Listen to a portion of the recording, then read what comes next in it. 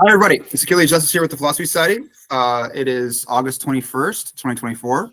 It's a Wednesday evening. We start at 7. I had to do some technical things recently in the last 20 minutes. So we're in the room today, 860 in the library, and we have some people in the room with us. There's some people online. Last week, we watched The Peaceful Warrior. I had a brief discussion at the end. And today we're going to go through and talk about the dialogues in the film. I think there's a lot to talk about there, and we can be skeptical. That's fine. But I think it's important. And the main thing is that I would say in the process of enlightenment, or just like what do you mean by enlightenment? You know, like we could talk about that. But in this sense of awareness of oneself and the experience that we're in, not in a woke way, but just like where we're directing our attention. And I think that depending on where we direct our attention, i.e. mindfulness, has a dramatic impact on our psychological development and our state and our sense of self. And so this movie is good because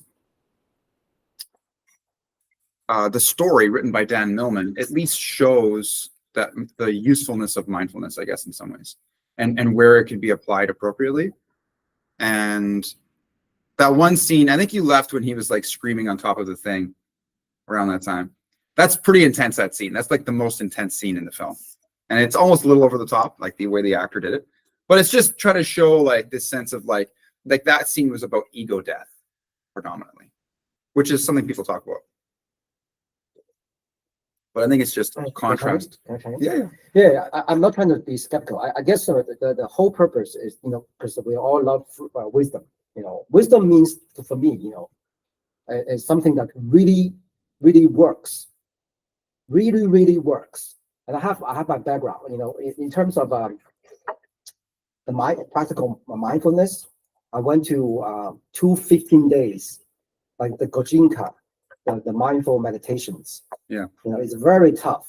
It's very tough. You sit there from like 4 a.m. to like 9, basically the whole day, and then 1 hour, and then you just starting noticing your breath around the nose area, mm-hmm. and then there's all kinds of things, Actually, there's a book by Irvin Yalom. Yep. He talked about, the book name is called Schopenhauer solution, something like that. Okay. So he actually talked about mindfulness. The story, that some people went to India to do the mindfulness. All I'm saying is the whole concept is good, but what really works, it takes Buddhism, the monk in a mountain, years and years in a cave, to practice. There's a guy facing the wall, a very famous story. It's not easy. So I like the concept. I just when I start because I really want to make sure it works, because from my experience, the guy, suddenly like a martial art jump to the roof, Well, that was just that was like in Buddhism they always taught you that. It's not like so. So I guess my purpose is not to be I think that I'm interested in discussing what really works. The mindfulness, great. Yeah. What really works, because I also heard that from the psychologists, because among different people may have different curing or psychological method. Some like autism, it's probably do it. How they cure the psychologists cure the autism. They teach them very slowly. Like this is an apple, very slowly. So a different approach. But for some people, maybe the Freudian, the free association, the whatever, So different people have different types. So I heard, at least from a psychologist, the mindfulness. Maybe different people will have different, acceptance. Yeah, just my 2 cents. Yeah. Like meditation, like slow breathing meditation, and like using your not attaching your attention to things. That's what they mean. Like mindfulness is a weird way to say it, because it's like you're actually not being mindful. You're just kind of letting things be as they are, and not focusing your internal dialogue, which is one thing. They're trying to quiet the voice on the inside, and you're trying not to attend to things that distract you. But they do present themselves. So you allow the awareness of the thing to be like independent of you like doing it. You just, if it becomes into your awareness, you let it be, and then you let it pass. And so there's this like acceptance of what is, and then there's the letting go of what is not. Because like you may have a sound, and then there's a moment of that sound occurred, but it's not there anymore. And so for me to hold on to that sound when it's not present is not really even real, right? Conceptually is very correct. Let me share a little bit my experiences because on the meditation, actually what I did, very, after a while, like 30 minutes or whatever, I will feel the pain because you're sitting like this, some the legs, But this is what I say, this is because the key is you even let go of the pain. Because nothing happens, sensation is not you. Once you can achieve that, then you probably can really be empty-minded. Because otherwise, there's a pain, because our body naturally will respond to that. Even I want to theoretically, logically, I want to be mindful. I want to take the consequences. But, I couldn't even sleep even as a mosquito, this is the key, because the Buddha practice is not just about the wording. It's people have to experience it. You have to experience like what we do. We sit here, and then there's a sensation from here, and you notice it, but you don't do anything. And then wait until it will disappear. They actually use this for some cancer patients. Mm-hmm. When you have cancer, it's very pain. Like some stomachs, and then you sit there. If you can really watch it, just watch the pain, because the pain is not you. The pain is like a kanji, like a kanji that is bubbling. Sometimes it's sharp, sometimes it's heavy, sometimes it's very sharp. So if you can really watch it until you detach from it. So what I'm saying, the concept is good, but it didn't. From what I practice, it didn't look like that easy, Yeah, well, it's a movie. Like he's like the movie is not supposed to replace the learning or an experience. Watch out, Nate, you're in the video here. Can I say something? Shit, sorry. Yeah, of course. I heard about the Dragon Ball Z story Okay. that he was fighting with a guy, all right? And then Okay. at the end, he drinks the water and he gets all this power. So he thought the power was from the water, but it wasn't. It was from all the fighting he was doing, climbing the mountain, All right. That's right? cool. Dragon Ball Z.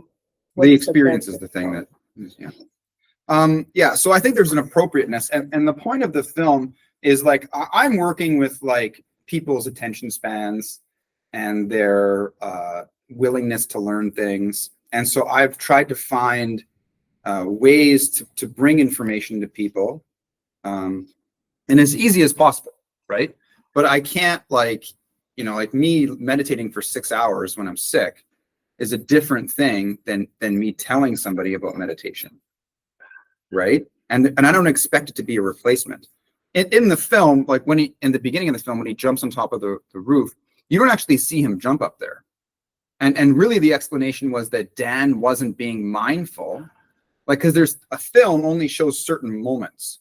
And so in the gap between screens or scenes, what could be going on is that Dan just was like thinking about something. Like he stopped and maybe he was thinking. And then he realized that he looked around. He's like, how'd you get up there? But really the old man just took his time. He did the appearance, like that's what cinematography is useful for, is that you can give perspective, right? But it's not reality. And you don't need a lot of technology to do that, right? You just have to split the film in such a way that it demonstrates that. So at the end of the movie, he says, well, did he ever tell you, see, that's where you should watch the whole thing. Did he ever tell you how he got on top of that roof? And then Dan says, it doesn't matter, because it doesn't. That's not actually the important thing. That was just the bait that motivated Dan, because he was a gymnast, to actually hear the guy out. All of the things that he says, which is what we're going to go through, is really what's important. It's that not just concept, but the perspective on things. And the throughout, and Socrates, the character in the film, takes Dan through this journey of his own enlightenment, which is just really just self-awareness. And he becomes aware of himself, and he realizes how competitive he's being, how unfriendly he's being, how selfish he's being, right? And all of that amounts to, in some ways, a mental illness, right? Like not a diagnostic illness, but it's not good for his well-being. And there's the climax of the film where he lets go of that part of himself, of his ego, you could say, you know? And then after that, he's just completely at peace. And they do little film tricks in the thing to see. So here, let's just open this up, and then we'll take a look at some of these things that we can talk about. Okay, so we can actually take turns reading today. Sure. Doesn't have to all be me. It's actually funner that way because we can read the dialogue together. Okay, so The Peaceful Warrior. So I'm just going to read through what I said, and then we can discuss it. So this film was very good for learning to push forward with one's goals in light of adversity. When things prevent one from attaining a goal or a sense of being, attitudes and habits from this film are of great help to not giving up one's love or passions. Whether it be other people, unexpected events, or limitations in one sets out for themselves in the form of self-handicapping, this film addresses a means to deal with these obstructions. The tools offered in the film are particularly useful for individuals who strive for greatness, by which its very nature is extremely difficult. The difficulty arises mainly in part of exceeding our expectations of others. If we are unable to prove wrong and limited beliefs of ourselves and others, we will not be able to become. So I'm really just saying that, like, we can have goals in life, right? And there's things that, and life necessarily is moving forward, right? It's not a static, stagnant existence we have. There's this element of growth and this element of becoming, right? The acorn turns into the oak tree. It becomes the oak tree. And then declining after 60. Well, not necessarily. You know, like there's many different things that there's still meaning for people that are in old age. And so when we're faced with things that prevent us from attaining those goals, like for example, if you wanted to become a server, right? And maybe you needed to do some licensing training called Smart Serve to be able to get that job, right? But you had anxiety about doing the Smart Serve. You're like, I don't really feel comfortable. You know, I want to do it, but I procrastinate for a day, a week, and now the whole summer goes by, months, and you haven't done the Smart Serve. Years. And so when you identify the goal, and then anything that prevents you from getting there is the obstruction. It's in the way. And so sometimes it might be you that's in the way. It's the sun. Right? It's not even other people. Fundamentally, it's always really you, because you're the thing that is doing the attainment, that is getting to the end, right? And so it can be beliefs, it can be motivation. And so this is where we, through self-awareness, we can like deconstruct or observe what are the factors that are preventing us from getting there. And in this movie, Dan, the main character, wants to go to the Olympics. That's his goal. And throughout the film, the real thing that's preventing him from getting there are his own beliefs, his own attitudes, and his own perspectives on things, his way of life, fundamentally, right? And he's just like everybody else, like really, like he's not that different from his peers. They drink, they go to parties, they, you know, they're dating and stuff like that. That's just what they do, you know? But he is distinct in such a way that he is striving for more. And in those early moments in the film, he doesn't really recognize, he doesn't know what he needs to do to be better. He doesn't have any idea. He needs to see only possibilities. Okay. And be optimistic. Okay. Yeah, that's one thing for sure. Because before he had all this negativity, wasting his energy. He didn't even know He needed to focus. Because for the Olympics, you have to focus. Yes. You have to give it your all. Of course. Because you're breaking records. He just didn't know that that negativity that he was generating and his relationships with others and his relationship with himself was fundamentally what was holding him back. So it is an obstruction. So philosophically, from my point, some things that I talk about is like the project the thing that you're identifying that you want to strive towards, and then that which then there's this notion of the obstruction, the thing that gets in the way. And Sartre talks about this too, and Simone de Beauvoir, right? Which is cool. Maybe I got that from them to some degree. Something. Yeah. Yeah, I agree that the self-awareness, all this that's good, will help achieve our goal. But there's some challenge in life. Yeah. Like, for example, if you're a soldier fighting for Ukraine now against Russia, Mhm. You're facing life and death. You're facing torture. You're facing encounter. When you're facing death, you're aware of it. You're aware of it. Even Socrates himself also faced this challenge when he was given facing the ultimate sentiment that kill him, right? He drank that takes courage. Yeah. So I guess my question is when people if our goal in life will cause us to face that kind of challenge, how can this self-awareness help us, or can it still works? Well, that's for sure. So like, let's say you're in a battle situation and you're not being mindful to the present moment, you're more likely going to get shot because you're not being aware of the present danger in the circumstances, right? Or if you have anxiety and you're like having a panic attack, right? You're not really being present. Your emotions are taking over. And in that circumstance, it's not in your survival, the interest of your survival, right? That I agree. But what if a soldier, what if a guy is facing a choice, whether he goes to war? This is the Sartre example. Yeah, or not. Yeah. He can escape, Then you're mindful, you're very mindful. Mhm. You have to make this choice. What you're gonna do, it's not about you're already in the battlefield that I need to be mindful so that I can have better survival chance. But what if you make a choice? Sometimes the choice is very much about prevention. do I go to the war?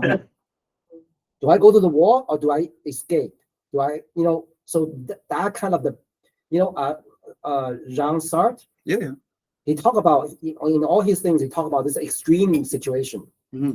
Like in World War II, the anti-fascist soldier was captured, and it's about facing torture. In one of his famous play, he had a secret, and the Nazi wants that secret, and he know if he got tortured, he probably won't be able to endure that pain and tell the secret. So he doesn't want to do that. But what he can do, it's a life choice. It's that existentialist, I think the soldier had patriotism. Patriotism? He's Yeah, a patriot? He's Sure. fighting for his country. Yeah. So he's trained to be loyal to his leader. That's why he's going to war. And in this case, he needs to win the Olympics. So is he American? Yeah. He wants to win gold medal for his country. That's what that motivates him. Well, David's saying that like It's some very difficult choice. in the case of this torture example, What was the secret then? Why? What was his secret? They couldn't get it out of him. well, ask him. They Him what he tortured means. the soldier. What was his secret? Maybe it was loyalty and patriotism towards his country, right? No. The secret because the Nazi wants to know where the head of the guerrilla, the Liberation Army, where they are, so they can capture them. Mhm. And this guy knows about. He the would secret, not tell them, right? but he was caught. He was put in the prison, and they're about to Torture him. torture him. And he So- still kept the secret. No, now the whole play is talking about his mental state. He's all the dialogue right before. So You he know. rather die than he didn't tell them. What just he died? chooses is very interesting. He actually when they're about to grab him, he jumped into the window, and then he committed suicide. He Oh. jumped off the two, and then at the moment he jumped, he said, "I am free because I got to control Mhm. myself." Mm. So that's Good a point. message. You start trying to talk about do we have a choice? Does it mean people under every circumstances, do we have a choice? Because, so, but sometimes you also ask, not every time you have that chance to commit suicide, so sometimes you couldn't even commit suicide, right? Yeah. In some difficult So situations. he wasn't loyal or didn't trust them. That's why he committed suicide. Well, he was captured. Yeah, so he, even if he tells them the secret, he knows he was gonna die anyways. So But he'd rather not tell them and die. because then his comrades wouldn't get killed as well. Okay, let's- Okay, so that's good. That's good. So to connect to your point, Mhm. in the thesis the kind of metaphysical thesis I wrote about the project and the obstruction, the project is like a value or a goal. So his project, you could say, is to like liberate Europe from the Nazis. Yeah. Or liberate Ukraine from the Russians. Sure. But you could also say that his project is to be a good father, maybe. Right, yeah. As a kid, you know what I mean? Yeah. But there's a ranking, like, so they can't just all be equal, or else it wouldn't make sense. So we have to have some ranking of our priorities, our values, and our projects. And some of our projects might be obstructions to other ones, right? But there's going to be a fundamental value that is more important than all of them. And being aware of what that is a good step, because that way, and that's what chapter habit 2 of Covey is about, right? Begin with the end in mind. And that's why I teach that. I talk about that, right? So the obstruction was giving up information, and the fear of death even could be an obstruction, because him committing suicide may have been the best answer, and he may have felt that right away. Like, that's something that you're like, there may have been a moment where I have to kill myself, right? Going through situations like that, Yeah. And okay, so let's just move on here. So The Peaceful Warrior is a film based on the book The Way of the Peaceful Warrior by Dan Millman. The film and book demonstrate principles related to the beginning of the journey towards a healthy mind. The main character begins this path through development of self-awareness and appreciation of the present moment, an awareness of one's thoughts and modifying them if they are not helpful, and the development of a stable identity, which is based on process, not product. So, there's a few things here, like the self-awareness point. That's important from the mindful, and that's through mindfulness we can get to that as a value. I think it's important to distinguish principles from values. They're not the same. And he had to eliminate all distractions because he needs his entire energy for the Olympics. Entire energy for the Olympics. Yes. Yeah, for example, sure. soccer players, when they go to the World Cup, Mhm. they're not even allowed to see their wife or something like that. Okay. Like they don't, you can't waste energy at all. Mhm. It has to be all for the World Cup. Yeah. For the Olympics. So- Whatever they do. So this is an example of greatness, right? So any striving towards greatness, and some people don't care. They accept mediocrity in itself, and that's good enough for them. But I He's in a feel, competition. He needs to win. yes, it doesn't have to be a competitive environment like that, though. It can just be just your life, and just But war is competition, and the movie is called Peaceful Warrior. So he's in a Yes. competition. In yes, a peaceful one. I- It's still I- war. Yeah, I certainly sense, I think what I really, kind of, want to know is, can mindfulness bring courage? Because sometimes you are self-aware. You're self-aware of everything. You even self-aware your reluctance, your weakness. But can you at that moment stand up against something, even risking your life? That takes courage. Mhm. I'm not sure mindfulness can solve that problem. Well, mindfulness would be the first step, just being aware of that circumstance. But then the second step, Aristotle would say, to be courageous, you have to develop the practical wisdom, which would be putting yourself in situations where you can like learn courage as a virtue. But how do you, to be able to put myself into that also takes courage. Sure. You know, So ultimately, the question is, where does courage comes from? I think from loyalty. Okay. You see? You're Yeah. gonna be courageous because people are watching, people are waiting. They want you to win. Your courage for others, not just for yourself.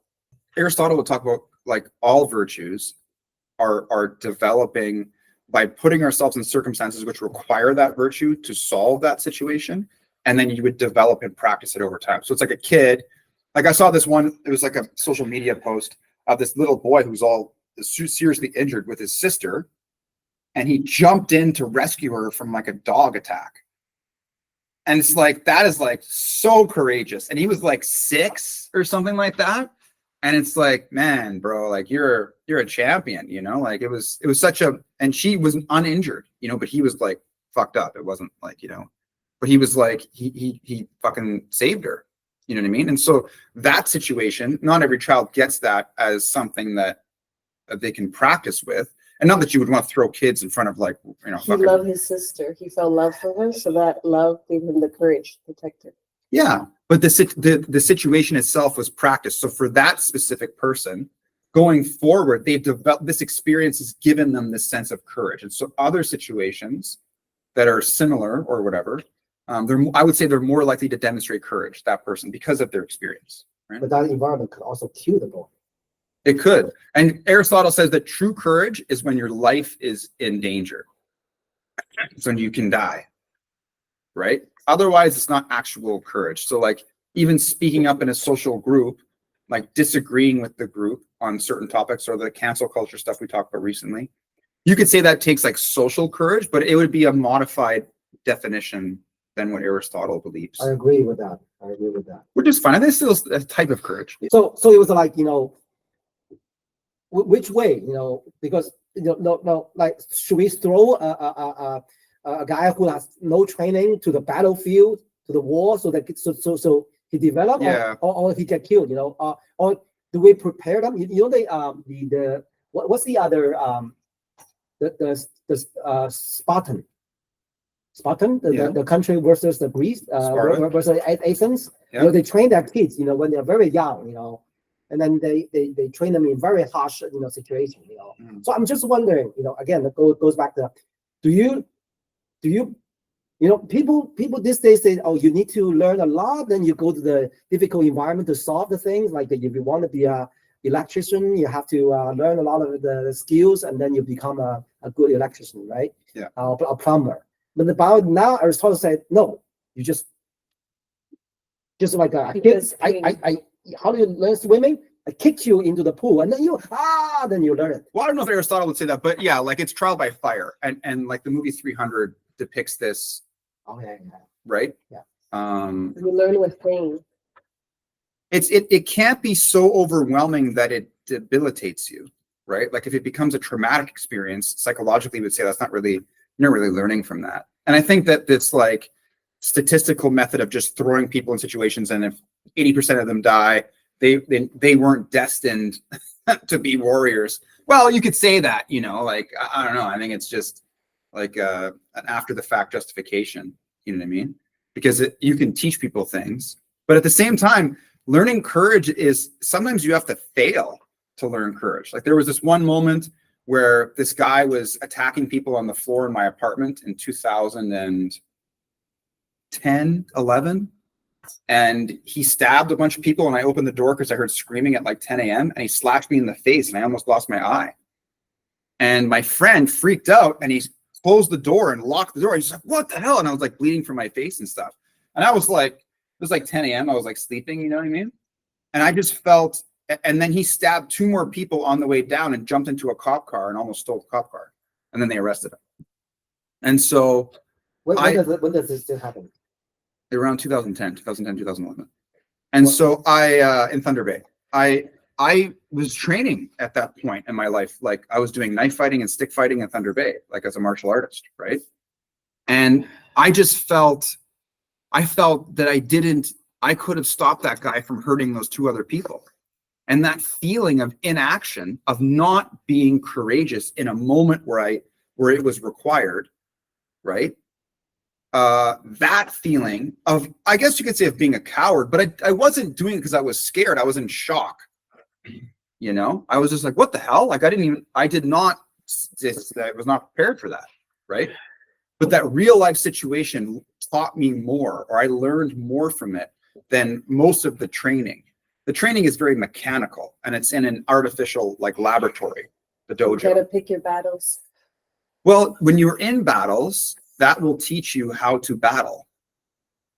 That's what I'm trying to say. And so, but if I lost my eye, or if like he cut me in the throat and I died, then I wouldn't have learned from that experience in a similar way. So going forward, there was another situation years later, like 5 or 6 years later, when I was in Toronto, and this guy was sexually assaulting his partner, his girlfriend, in the basement. And I ran down there and smashed him in the face with a stick because he was fucking punching her in the face, and he was, you know, gonna rape her and stuff. And so the police came and he got arrested. And I told him, I'm like, this is what I did. But like, you were just defending her. You know, like you're a hero. Like you went in there, and this guy was huge. He was like a concrete worker. He was a very big guy. But because of the previous experience, I just was like, I don't want to feel that way again, you know? And so I just sprung into action. So like if we do a reflection on this, can you say where, you know, it takes some courage, a lot of courage to be able to, where that courage come from your own experiences when you reflect about it? Like the lack of being courageous, right? Makes you more courageous on the next time. Yeah, because So then you're ashamed about it. yeah, and that's healthy, because it's like, and you know, and I just, in my position of someone who did weapons training for 10 years, right, on and off a little bit. I'm not like a crazy expert, right, going to tournaments and shit like that, but I learned a lot of stuff. Right, I know more about self-defense. I know about building houses, and I can build a house. So it's just, and I haven't done it for a long time now, but it's the fact that I practice in this for what? And it's like, you can't train real life situations. And so when we talk about courage, like you can have the trial by fire situation where just 80% of your population gets killed. But then there's just, I think that's an unreflective of the learning curve of what it means to develop things like courage. And yeah, because if I died in that first circumstance, I wouldn't have been alive to step into all of the other situations that I've been involved, or like on the TTC. Sometimes me just standing there and looking at a guy who is screaming out he's going to kill people is enough to intimidate him to stop doing that, right? And I just have that power. I have that ability to use that for good, you know? And like for example, if you are in a position of physical stature where you feel comfortable with yourself, right? And if there's a threat in a situation like that, you don't have to wait for the police to get there. That's retroactive. That means I'm going to allow this person who's not of sound mind to hit this old woman or this young girl who's sitting on the bench there. No. And I'm not saying I'm going to go and just start assaulting people either, but I'll stand there and I'll stare at you. Or film them. Yeah, but filming is still like, let somebody who's like, who can't, like, you know, They can attack you for filming. I'm not going to, like, if I'm focused on filming, I'm not focused on stopping the person from hurting Generation people. Z, they would. It's just like you're a different generation.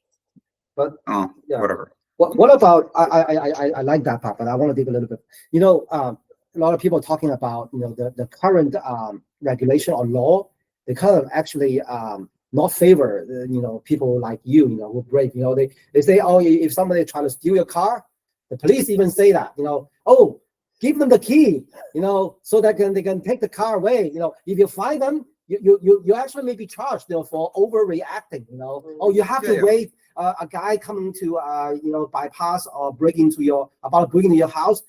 You have to take a measurement. Or how much strength I need to use to, you know, if I overuse it, I could be in trouble. You know, all this kind of shit. You know, It's the use of force, and even police officers can get charged with assault, right? If they go beyond an appropriate use of force. And so that's why training in martial arts is good, because you're practicing what the appropriate use of force is. And you're supposed to practice it until the end of time, basically. And so anyways, I'm just saying that, like, I think a society where people can intervene in things and prevent them from happening is a healthier society than where everyone's scared and has no training. And the young men, which is what their role really is in a tribe or a society, is to protect other people, right? If they can't even stand up for what's right because they're ignorant or they're in fear, then that's not good. You know, you can't expect the police, like, it's not a magic button where they just appear and they just prevent stuff. Crime Stoppers is not 911. Yeah. They come when the damage is already done. And so it's better for us to be proactive and preventative than retroactive and seeking like retributive justice. You know, it's there's a different way. But maybe, for example, in Canada, maybe people has been peaceful for too long, you know. And like now these days, parents told the kids, oh, stay away from the trouble rather than stand up, Or people just like, I just want to live a peaceful life, the muscular, the whatever, the what do you call that, like these days it's not like in the ancient time, like you are facing life and death, even when you're young or your country you're about to be invaded. These days, people talking about, do you think there's a lack of people a lack of courage these days? Well, again, if you're not presented with circumstances where you're going to be faced with it, then you're less likely to develop it. Like I come from Thunder Bay, which was the murder capital of Canada at one point, and there's a lot of violence there. And so even if I'm not faced with violence personally, there's this doom and gloom that it's out there. Whereas Toronto is very big and people, it's there, but people are disconnected from it. They can just run away. And running away is what the standard thing is. That's how you deal with self-defense. But like, again, not if a predator's fucking chasing you, or if you're with your family or like a kid or something like that, you're going to run away. Or if your friend is on the ground getting hit, you're just going to stand there and do nothing. Like that's not, I don't think that's appropriate, Anyways, we can talk about the philosophy of self-defense, but yeah. But how does this courage related to this movie? Because this is about talking about mindfulness. Be awake. I don't think there's something. Let's get to it. Let's start from the beginning. So we have principles here. So I try to distill out the main principles from the film. The first is wisdom is doing. So wisdom is an action or it is involved in experience. Mindfulness and being present. There's a value of that. There's no ordinary moments. That's one of the principles within the film. The ones who are the hardest to love are the ones who need it the most. I think that one's really valuable. I've reminded myself of that when I've been upset or frustrated with certain people. Be conscious of your habits and responsible for your choices. That's also important, right? Happiness is found in the journey, not the destination. So that's that process orientation versus outcome orientation. And then finding the love in what you do. And that's fundamental to developing the motivation to go forward with the goals that you have, right? Sorry, I got to be a little bit. Can I be a little bit? Let's philosophize. Okay. I mean, I heard this. It sounds very perfect. I should be responsible for my choice. Yeah. But the question is, how can I be responsible if this is a life and death situation? I choose to go to war. I may get tortured. I may, there's a movie, very famous, 1914 or something like. There's an anti-war. When they have a scene, a soldier, got bombed or got, an arm was lost. He didn't die immediately. The problem is he didn't die immediately. It's a very slow, very painful situation. Or whatever, yeah, the West Front. There's no war in West Front. World War I. So yeah, I think I've seen the movie. I've seen parts of it. So what I'm saying, people, could face that kind of situation in life. Talking about that extremist, the movie end up like the scene end up like another guy. Actually, his enemy was actually sympathetic about this guy, so he cut his throat so that this thing can be. He's begging the guy to kill him. It's so painful. Yeah. So I mean, we don't have the war, but we probably also. I personally experienced some kind of that pain, like when I was sick. In the hospital, they have to do something operation. So. Yeah. At that moment, I say, how can I be responsible? I feel some shaking. I'm not that grounded. I feel the scaredness. How do I want to be responsible for my choice. I want to go to war because that's what justice require me. Otherwise I'll be so shameful about myself. But I feel weak when I say, "Oh, I choose to be responsible for my choice." Yeah, well, I think again, being aware that you're scared and acknowledging that you're scared or terrified is that's the first step. And then, what do we mean by responsible? What response would there be that you can have towards those feelings? Now, sometimes it's just that it's just exposure therapy, and most people are not comfortable with war, but after a while you can become adjusted, like you can become seasoned if you haven't been killed. And, a large amount of cases of PTSD are people that are veterans, right? Having flashbacks and nightmares and they can't sleep and, it's debilitating for them. Exposure therapy, I heard about it. Yeah, that's part of what it is. And I think that identifying your goal and going back to the project obstruction theory that I proposed, that if there is this obstruction, that's whatever is preventing me from getting to the goal. So if I am scared, I can overcome the fear for the goal. And if you think about, like, a lot of the times people can just think about like what would happen to their family, and the love for the family is greater than the fear of the present moment. Right. And also adequate training. Like, don't put yourself in situations that you just don't know what to do. There's an element of instinct that can help you get through stuff, but practice. Like, that's why you would learn how to use a grenade instead of just like fumbling with one and blowing yourself up. Right. Yeah. So you're identifying that being conscious of your habits and responsible for your choices. Responsible for your choices really just means that if I do something wrong, or I make a mistake, I acknowledge that that was my decision, and I will accept or be accountable for the consequences of what I have chosen to do. Right? Wisdom is doing the experience thing. It's not just thinking about stuff. It distinguishes between knowledge and wisdom. Mindfulness and being present. There's a value of so it's not really a principle, but there's a value of those things. Because you're not fully immersed in the moment unless you are being mindful, which is being present. When he talks about there are no ordinary moments, there should be no reason why, like nothing is the same, really. It's always a little bit different. And so there's always something to appreciate within the moment. You just have to find it, right? It's the way you're thinking about your life. Eliminate distractions. Channel your energy to your goal. Yeah, sure. Eliminate anything that drains your energy. Like, identify where's your energy going. It was going and drinking with his friends and whatever distraction he was having. He eliminates all that. Like, he had an injury, right? So he was in the hospital. He eliminated all the fun. That was a good thing. That's why he got a death of his ego, because eliminating all that distraction and then focusing only on the goal.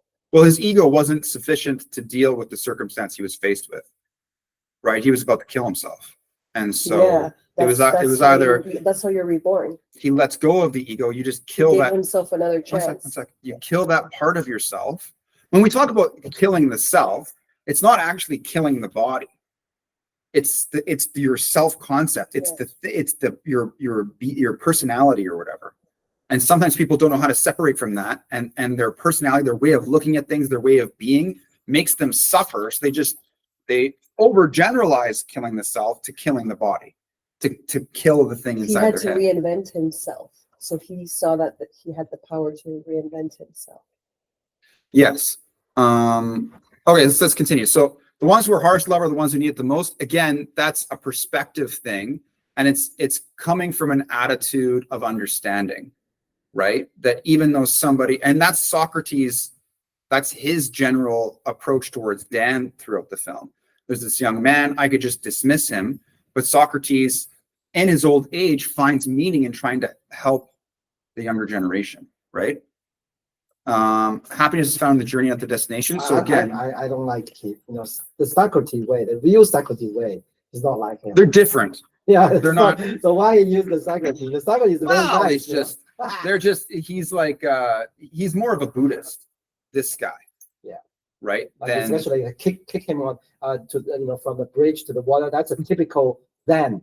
I know that. It's like they sometimes the master use hit your head to wake you up, something like that. Be present. Yeah. Yeah. Be present. It's a different Socrates, which is fine, but it's fun for the movie, And then find the love in what he does. And so take your name. Finding the love in what you do is learning to appreciate, hopefully not to get more alcohol, learning to appreciate. Okay. Learning to appreciate the moment. Because if we're focused on the process and the journey, we have to have a way, we have to have like an engine to get us through, right? What's the gas? And so that's what he means by that. Find the love in what you're doing. So you need to be able to be self-sufficient in how you're living and not sufficient on the goal. And he shows this in the example with his friend Tommy at the end. Tommy is like, I live for those 20 seconds in front of the judges. But that 20 seconds, like how many years, that's so disproportional. The amount of years he's putting towards this one moment when there are so many moments to live off of. Okay. So first dialogue, knowledge and wisdom. So he says, Can we play? Can I become one of the characters? yeah, we can switch. We'll go through Yeah. it. Which one do you want? You can pick. I will be them. Okay. So that's why this is fun a little bit. You know? Okay. So you start. Oh, no, I start. Help you with something? You can tell me how you did it? You like things explained, don't you? How are we doing tonight? Look, that roof has got to be at least 10, 12 feet high. No human can make a vertical leap over 4 or 5 feet high. I know, I'm a gymnast. Toughest man sport in the world. Most people don't know that. The Spartans of ancient Greeks were gymnasts too. They vaulted over bulls, trained their elite warriors that way. Did you know that? I know more than you think. And you think more than you know. Knowledge is not the same as wisdom. Yeah? What's the difference? You know how to clean a windshield, right? Yeah? Wisdom is doing it. I train 7 days a week, 50 weeks out of the year. Why so much? Are you serious? I'm a heartbeat away from qualifying. Qualifying for what? You watch the Olympics? No. Thanks for stopping by. Look, as good as I am, I gotta do everything I can to make sure that I qualify. There is a lot you would have to know before you can understand what you saw. Go, ask me. Ask me something. Ask me anything.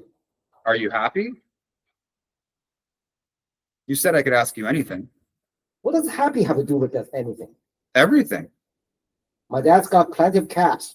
School kinds of a breeze. I get straight A's. I got great friends. I'm in great shape. I only sleep alone when I absolutely want to. So why can't you sleep at night? Yesterday you came here at 3 a.m. Now tonight. That's 2 nights in a row. What are you, some kind of a quickie mart philosopher or something like that? You need some philosophy? No thanks, Socrates. I get enough at school. Last question. If you don't make the Olympic team, what will you do? If I don't what? You must have thought about, What the hell are you talking about? what's the problem? I don't even know what I'm doing here. You're a freak. I don't need you to freak me out. Okay, so very good. In this, he is being Socratic, actually, Socrates, in the way he's asking questions. The only difference would be that there's the Buddhist like lining going throughout this, like talking about happiness. And then, yeah. So are you happy? Very important question. Are you on the journey? Your course of action relative to your mission and passions. If one is happy, then self is unified throughout experience and one can respond adequately to environmental stimuli. So he wouldn't have gotten upset by the question. Example, meeting some girl on the street, you say the right things to attract her because you have met your own needs and have an open mind to respond to your environment. So philosophical discussion. The first point is that Socrates brings up with Dan is the difference between knowledge and wisdom. As Socrates is clearing the windshield, he asks Dan if he knows how to clean it, and Socrates states that wisdom is doing it. Knowledge here is factual, whereas wisdom is something empirical or practical. The second subject is happiness. Dan challenges Socrates to ask him anything. Socrates asks him if he's happy and identifies that Dan is unable to sleep at night. Socrates is identifying that if you cannot sleep at night, there's clearly a problem with your life. Later in the film, we will learn about being yourself. Living a life in line with your identity is what will bring you happiness. Yeah. I have a question. So why Socrates is saying that if someone cannot sleep at night, there's clearly a problem in his or her life? Why cannot sleep at night means that I have a problem. Well, the insomnia would be an indication that there's something going on with him, right? And It's not good for athletes, right? Is he an athlete? it's not really good for anybody. There's a movie, actually, I like it, called Fight Club. Yeah. About insomnia. Okay. You seen that one? Yep. There's another very good movie, right? So Well, he's like schizophrenic. Yeah, yeah, as yeah. dissociative identity disorder. or Yeah, whatever. yeah. And then the actually two characters actually the two is both are him. Mhm.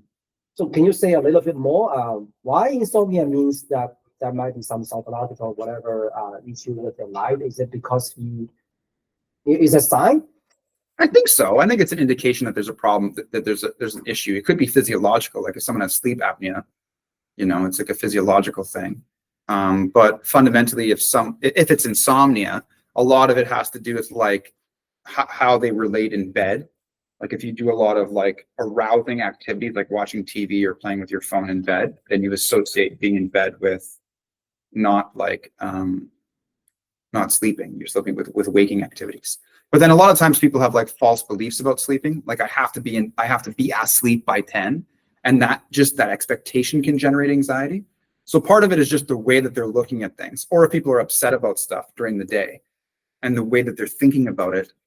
Fundamentally, I think this character of the Peaceful Warrior, Socrates, would say that if you were being present to the moment of when you're supposed to be sleeping, you would fall asleep. Like going with his thesis, right? But to talk about wisdom is it's not about knowledge.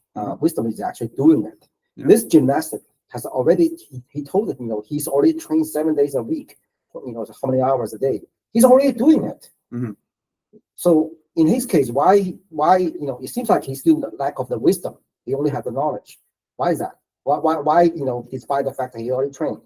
Because it's not, so he says that it's not about, later Socrates says, the warrior practices, I practice everything. I practice everything in life. It's not just being a gymnast. The gymnast thing is second order to what you are. What you are as a being, and the being must practice just existing.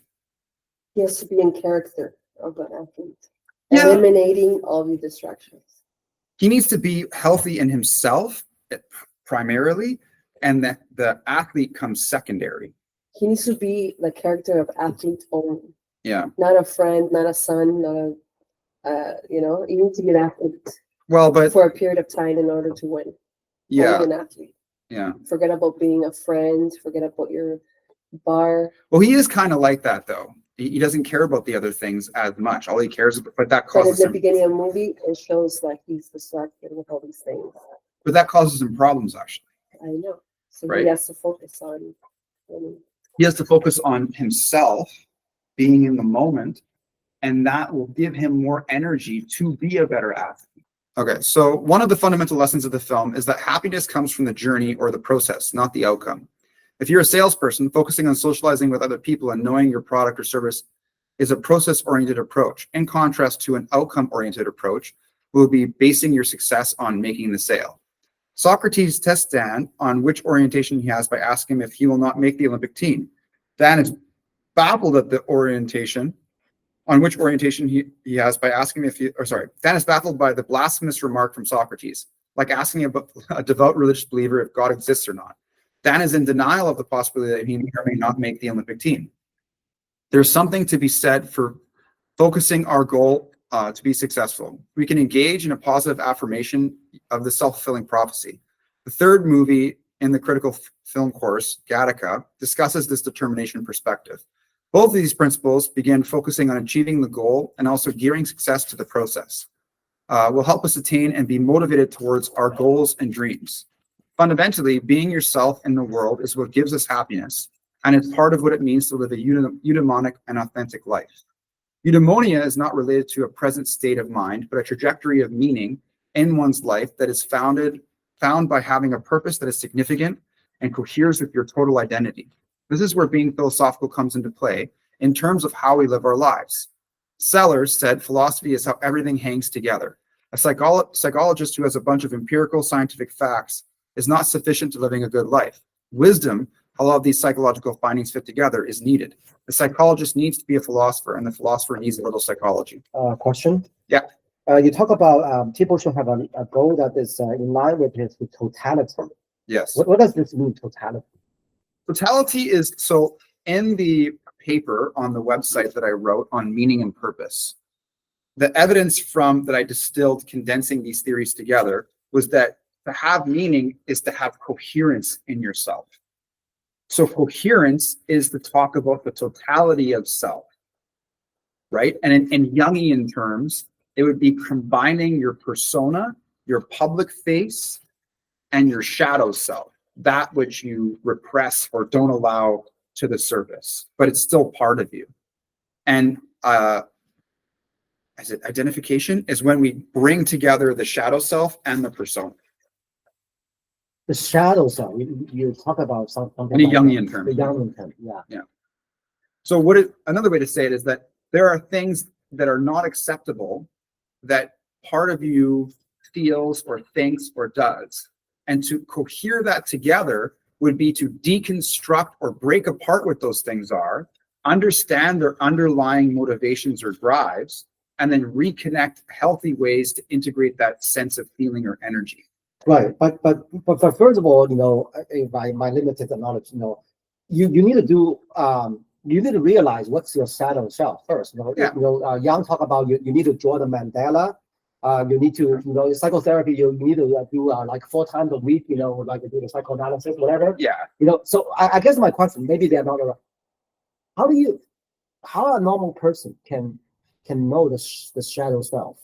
Well, I think it goes back to the mindfulness thing, right? And some like it may like there's this sense of like in Buddhism they talk about like not doing substances and having a right mind.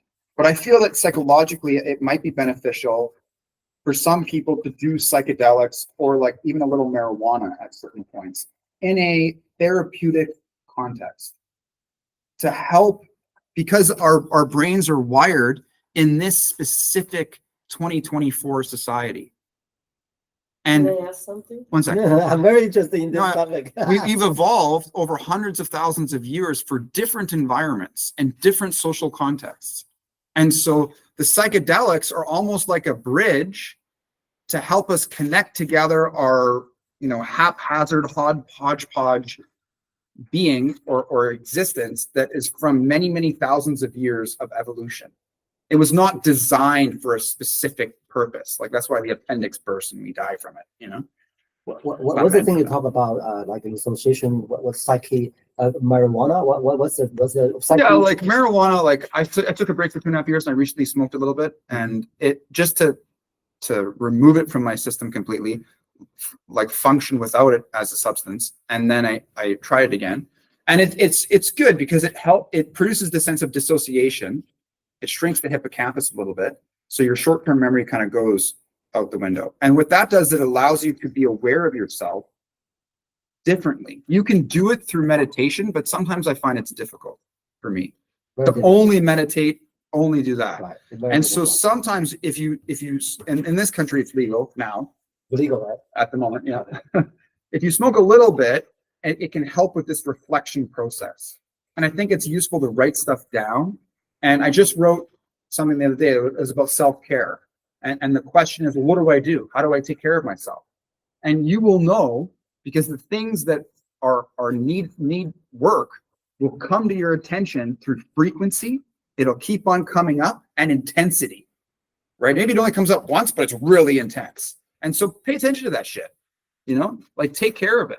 And that's where making decisions is important for your sense of self. Like if there are things that have happened to you, there is some response in your existence that you can do, and then that'll give you a sense of completeness, right?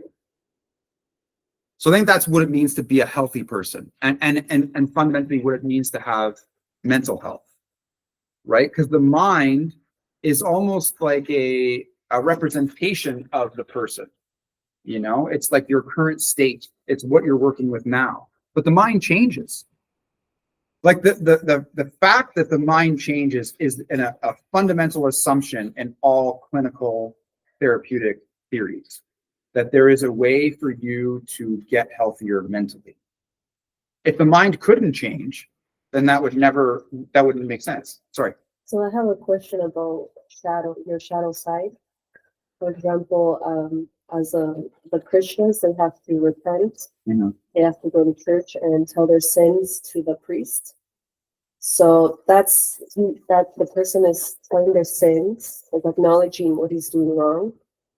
right? Saying that I envy my neighbor, Yeah. all these sins that he does. So that's how you see your shadow self, That's a way that Christian, like, or Young by has, repenting. yeah. You tell you say what your sins are. Mhm. And Well, some people wasn't feel like guilty that. to do it. Not just sing in church. Yeah. Yeah. It's not like going to see a therapist. In some ways, yeah. It's just that the priest is not really qualified to do But mental the health. priest is has to keep your secret. They can't tell anyone. Same as The therapist. therapist, I don't know if they will keep all your secrets. By ethical, by the Therapist, I don't trust. Professional Well, there's With the professional priest, you ethics can for tell them therapists, but yeah, I don't know. Okay, so let's, next dialogue. So you guys want to read this one? What's the matter? Couldn't you sleep again? Uh, What would you Di- say if I dialogue- told No, dialogue. you? you're Socrates, and then he's gonna be Oh, Dan, okay. I guess. She just took you home. Second dialogue two. dialogue two. Yeah. Let me see. You can read it from here if you need to. Oh, okay. So I'm gonna be Dan, right? Again, yeah. Go. What's the matter? Couldn't you sleep again? What would you say if I told you I keep seeing those shoes in a dream I keep having? I would say maybe you're still asleep. You can live a whole lifetime without ever being awake. Hey, Socrates, you know so much. How come you're working at a gas station? This is a service station. We offer service. There is no higher purpose. Than pumping gas? Service to others. How we doing tonight? Japanese style, huh? So you know Socrates? I'll be joy. Is that what you call him? I bet he loves that. Do you eat with him every night? Actually, I think one's for you. I see you've met Joy. Hey, big Buddha. Hey, little Buddha. Joy, this is Ben. We've met, yes. Socrates. Socrates. Bon appetit. You look hungry. Ooh, do I do all that? Is she living around here? Is she related to you or something? You need to start asking better questions. What? Slow down. You might take something. You sure got a lot of rules about stuff, don't you? Not rules, things I've learned from my own life experiences. That's why I would say your eating is sloppy. Who cares? You do. That's the difference between us, Dan. You practice gymnastics, I practice everything. If I was your trainer, no meat. Seriously? None. I could probably find out that. No TV, no alcohol, no drugs, and no sex. That's why I'm glad you're not my trainer. So it's that and your training are making you all you can be. Absolutely. So how long can you stand like this? Name it. 5 minutes on the table. Done. You move so much as a muscle, and I get to call you jerk, Jack. jack of all track for the rest of the night. Jack? Short for jackass. What time is it? What time is it? What time is it? What time is it? My son Oh. Jack. Thanks for stopping by. Everyone tells you what to do and what's good for you. They don't want you to find your own answer. They want you to believe theirs. And let me guess. You want me to believe you? No, I want you to stop gathering information from outside yourself and start gathering it from the inside. What? Are you part of some cult or something? People are afraid of what's inside, and that's the only place they're ever going to find what they need. Why can't you sleep? It's because maybe late at night, when all the noise dies down, and you're laying there in your bed, and there's nobody around you, and maybe you get a little scared. Scared because suddenly everything feels so empty. You tell me you want to be more than someone who gets up on those wings and performs a well-practiced stunt or two. You tell me you want to be someone who uses his mind and his body in ways most people never have the courage to. And I will train you, Dan, to be a real warrior. First point is that Socrates brings up this notion of being awake. Dan references a dream he kept having, and Socrates said he might still be dreaming. To be awake is something that Socrates discusses later in the film. To be conscious of one's choices and responsible for their actions. So it's just mindfulness. And some people are not paying attention to their experience. They may be paying attention to what other people think, as if we've seen in the film, or they're thinking about the future or the past. And so that's really what he means, is he means awareness. The second discussion is about the highest purpose in life is service to others. This is a reduction of an unhealthy ego or a sense of self. There's a difference between one's selfish motivations and doing things to contribute to humanity and make the world a better place. When we only think of ourselves, we're in some ways using the world as a means to an end, not an end in itself. There's a difference between self-interested motivation and a community-oriented one towards others. So the service to others is just like in the meaning and purpose stuff that I've talked about, having a goal that's significant, that it goes beyond you, that connects to humanity. And it Which- feels rewarding. Yeah. And so it's because we are human, doing something that benefits humanity does benefit you. And so it does feel good if you have an honest acceptance of what you are, right? That you're part of this species, right? Well, I mean, sounds good, but I try to play devil advocate, Sure. because these days, the I don't know, maybe the consumerism, maybe maybe even the law doesn't require me, to care about the community. The law only requires me to not harm others. Yeah. It didn't say I should care for others. I should just make enough money. Live a happy life. What happy life means? I will go to Caribbean maybe 2 times a year. I will travel around. I have kids. Why should I care about people in some poor third world country? Why should I care about a war in Ukraine? That's so far away. I might just I play video games. That's the law doesn't require me to do the service to others. What are you talking about? It sounds like I'm just playing. Yeah. You don't It sounds get like- credit for being compassionate. Yeah, you want me to be Mother Teresa? Mhm. So when we look at when we measure people's sense of well-being, when they are cooperating with others or benefiting others, it increases. So even for an individual that may not see why it's useful to them, when we look at the cases between those that help and those that don't, those that help feel better. Their mental health goes up, right? People have different personalities. Some jobs require you to be compassionate and help. Other jobs don't. So you can choose that differently. Yeah, sure. Some people are less pro-social, and that's the thing. But we want to be more pro-social. Now, when you talk about like this geographic distance between us and other people, some things may be politically like our international relations with other countries on how to help them, right? And that's important. But if you don't have access to it, it's understandable that it's difficult to feel related to them. And that's why I think that having a government that has a relationship with other governments is useful, and we need to talk about that. And we can distribute some tax money to have an appropriate way to help people in areas of need, like Ukraine or starving countries in Africa or whatever you want to say.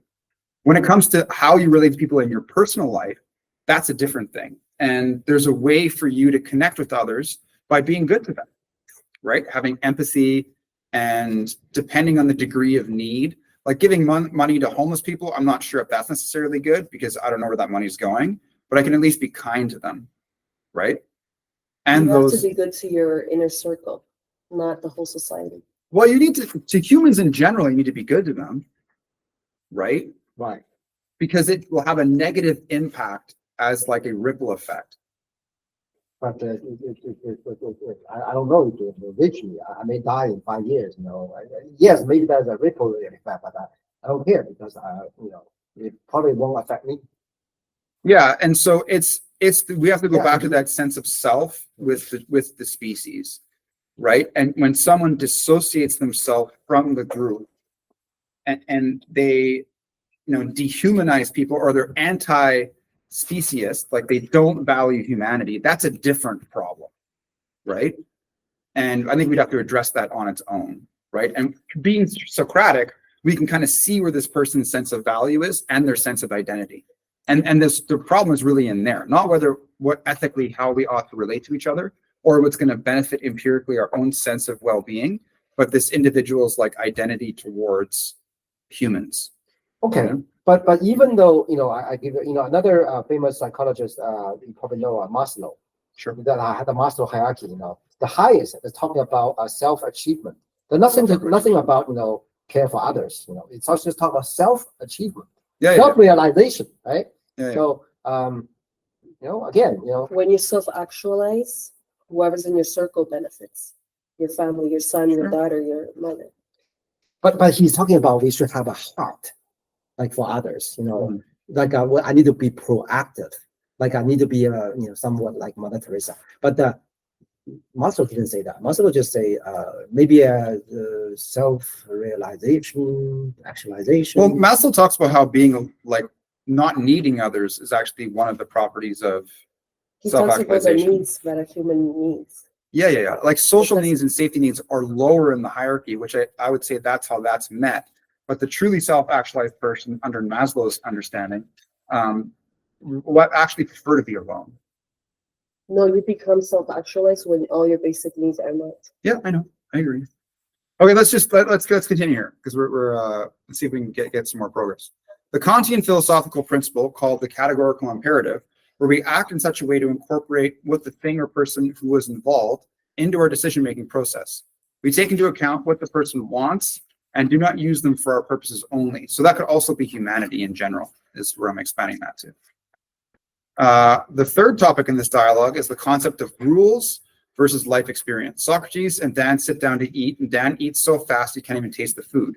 Socrates gives Dan feedback that it's better to slow and taste it. Dan responds to Socrates that he has a lot of rules about life. Socrates responds by saying that it's not much rules, but that he has life experience. After repeated trials of doing certain activities and being mindful of the results from those actions, Socrates has noticed a difference in the quality of the results or the experience. This again goes back to the difference between knowing factually and wisdom through doing. The fourth subject is the value of being all the best you can be. Socrates criticized Dan's training and lifestyle, insinuating that it is Dan's lifestyle that is preventing him from being his best. Socrates tells Dan the conditions he would place Dan under if he trained him. Socrates gives Dan a physical challenge that Dan accepts. Dan ends up failing the challenge, proving that maybe Dan's way of being is not the best. Dan is confronted with the value of being the best and his attachment to other values, like his choice in food, drinks, sex, and his value of the Olympic team. So in the movie, he said Dan failed. I think he's talking about standing on the table, right? Yeah, the horse stance. The horse stance. So he failed the horse, but how does that means how that prove that what Socrates says is right? It's just more of an ego thing. Dan believed that he could do almost anything physical, right? He has this self-concept that I'm the best at this. I'm a gymnast. I'm the best. And so Socrates, an old man who is not an athlete, right, gives him this, which seems to be an easy task. And then it turns out that it wasn't. He wasn't able to meet the task. And so it was just more of a test of his ego. So what Socrates, what's the point that Socrates wants to say? That your ego is Yeah. your In this ego? initial scenes, he's challenging Dan's ego and trying to use, like in the next scene, I think it's where he does the martial arts move and he tells Dan to slap him in the face and he throws him on the ground, right? And that's just showing him that the things that he thinks or believes are not real and true. And he has to give him these hard life lessons, these experiences. Remember, the wisdom is the doing, to teach him that it's not the case. Because he could argue with him all day, but that's not going to teach Dan. Dan needs to fall, and he does a couple of times, right? But the fact that Socrates, I still don't understand. What I'm saying, Socrates just has another ego. Sure. The way he can slap on, he can beat Dan just means he has a stronger capability on that thing. Maybe he couldn't do something. Maybe he's not as good as Dan. Maybe running, whatever. Yeah. How does that tell? By I'm better than you. Does that He's more tell? disciplined. Yeah. Well, that's why he does the horse stance thing, because it has nothing to do with him, right? It's not about being more powerful. Like Socrates could be in a wheelchair and tell Dan to do that, and Dan would have failed, right? Like there is this contingency that Socrates, being a martial artist or whatever, gives him the speed or the awareness to slap him and get away with it. You could talk about that, But that's not really the point. I'm just saying, by conveying the message, yeah, the martial art could be better than me in terms of have a fight with him, but that doesn't mean that he's more present present at the moment. Maybe I'm present more, but physically I am weaker than him. I still got beaten, even he's illusionary, whatever. Mhm. So I just don't, because there's a book I also talk about. It's called The Power of the Now. Yeah. Power of Now, right? Yeah. So he talk about a concept called surrender. Talks about what, sorry? Surrender. Yeah. So how we achieve, present at time, is through surrender. So Okay. first of all, if we have emotion, the ideal situation. He talk about two kinds of surrender. The first surrender is even though there's emotion, I could still focus on this moment. If I should do whatever I should do, but sometimes you couldn't. The whatever the emotion just comes. So at this time, he talk about the second chance of surrender. You surrender to your emotions. If you're frustrated, don't reject the frustration. Surrender it. Because when you surrender, I'm frustrated, and observe the frustration. Yeah. When you observe, then you already surrender. When you accept that whatever, you accept you're not at the present moment, you are present moment. I like the acceptance. That's another way of saying acceptance. Yeah. Surrender, I don't like that term, but yes, acceptance is good. Yeah. Or allowing. I like a quote that says, "Learning is unlearning." You have to unlearn some things to learn new things. Okay. So Dan had to learn to not drink, not do all these things, to unlearning those things. Sure.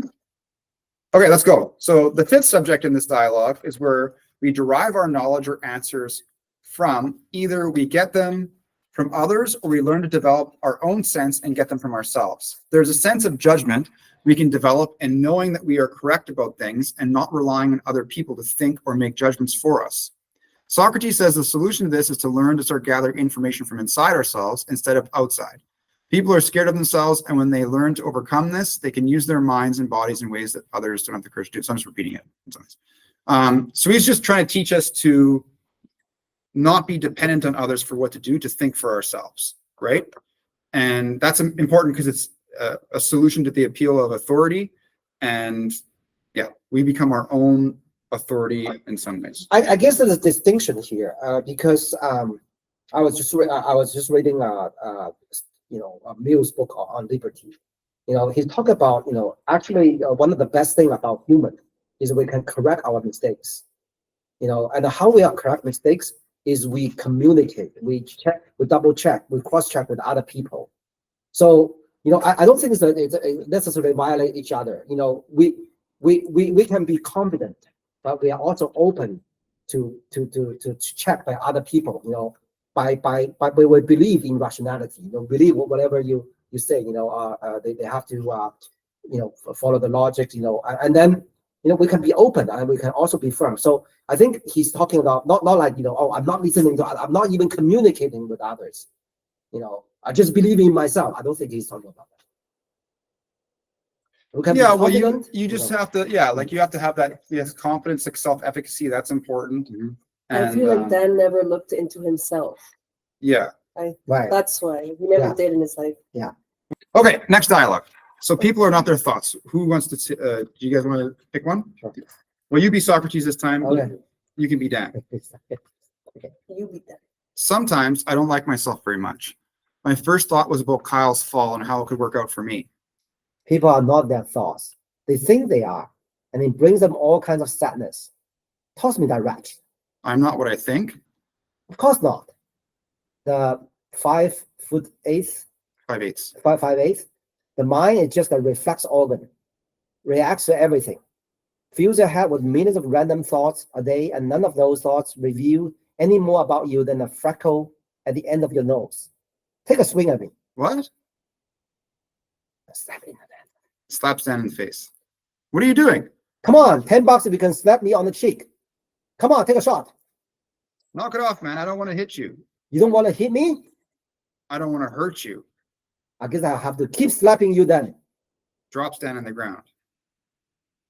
Did you notice how the right leverage can be very effective? Nods in agreement. What if I were to tell you that that's what your training, even your life, is about? Developing the wisdom to apply the right leverage in the right place at the right time. Take out the trash. You take out the trash. The trash is out here. That's the first part of the training.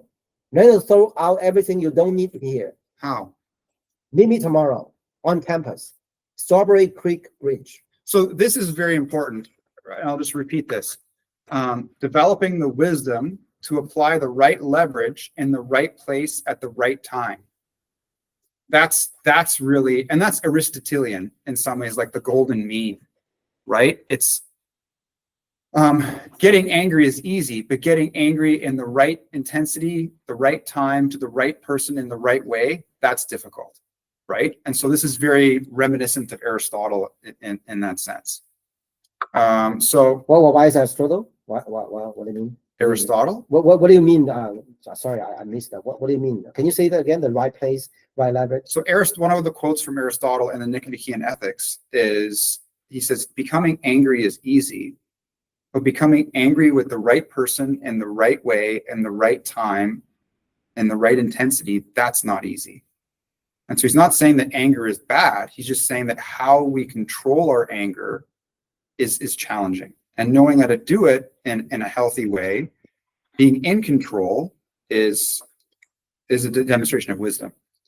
So he says, so the philosophical discussion here is, in this dialogue, Dan communicates how he had negative thoughts about one of his friends, and that made him not like himself. Socrates responds by telling him that people are not their thoughts. This wisdom connects nicely with the information we've been learning in Feeling Good, the previous course that I did, about automatic thoughts and cognitive distortions. Socrates explains how the mind is a reflex organ that reacts to everything. Socrates demonstrates this by getting Dan to throw him a wrench, and Socrates catches it, which is a little like a bit fiction here. Like obviously, he doesn't have like superpowers. But the next subject is about leverage. Socrates does a martial arts move on Dan to demonstrate the principle of the right leverage being very effective, which is what life is about. To develop the wisdom to apply the right leverage at the right time, the right place. In some ways, we can allude to Aristotle's notion of practical wisdom. There's a practice in learning how to apply the virtues to different situations. So we have developed a skill on how to be courageous, wise, temperament, and just. Okay, talk about the angry. So it's the right leverage. So you raised the example like you say you stand up in like a TDC. We talk about the courage part. Or you stop someone from hurting other people. Maybe even with a weapon. You probably feel the anger. You saw someone. You talk about men. It wasn't anger. It was more like but I felt an emotion. I felt something. You felt something. So how do you did you apply the right leverage? I think so. When we're talking about use of force, I would say it's how we make the expectation.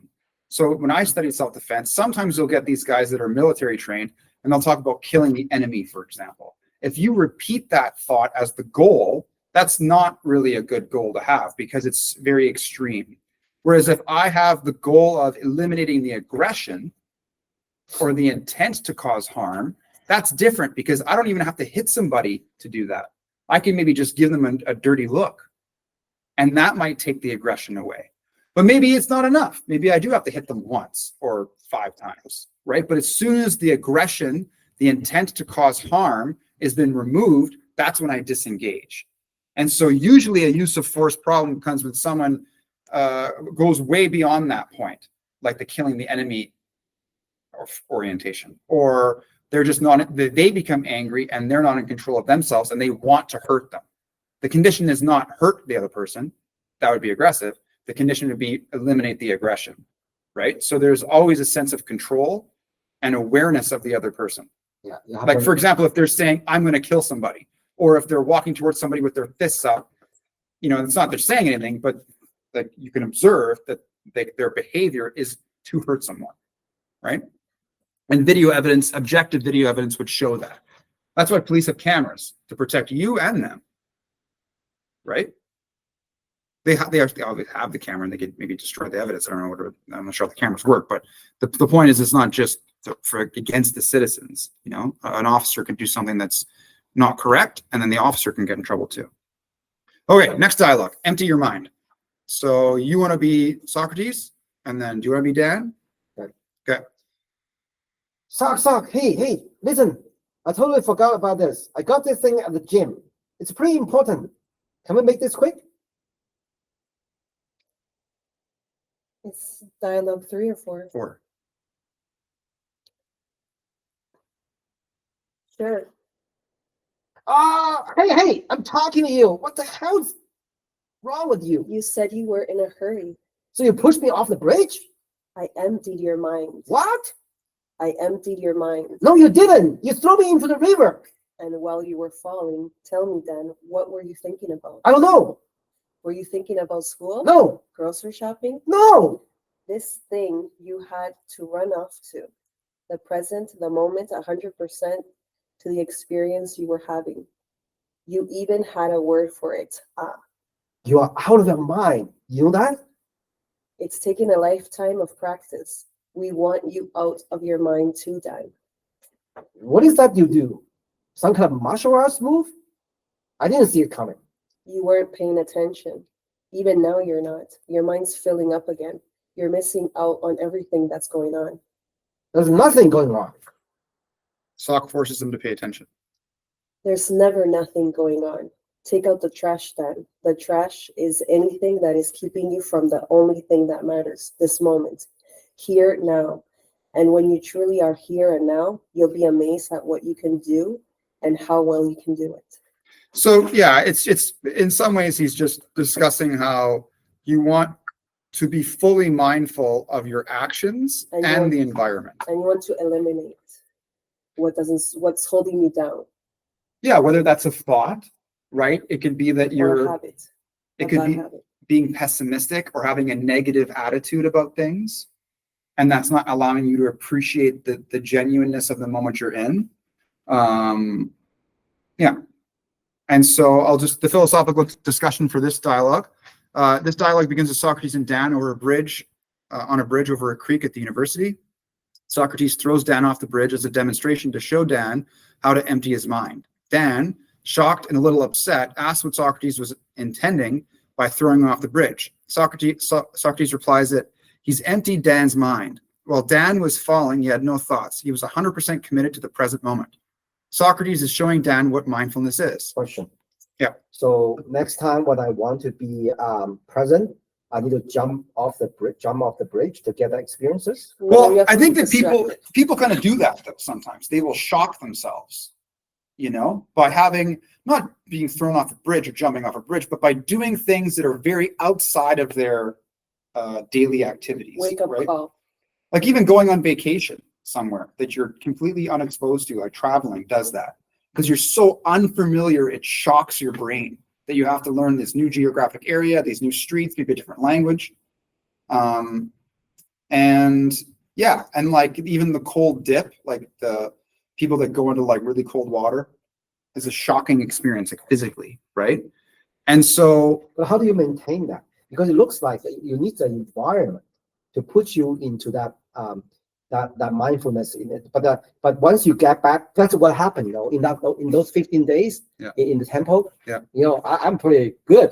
yeah, Once I come back to my own place, everything so familiar, whatever, Yeah. and then it's hard to keep. well, that's part of the wisdom here is how do we structure our lives so that we can maintain this lifestyle of mindfulness.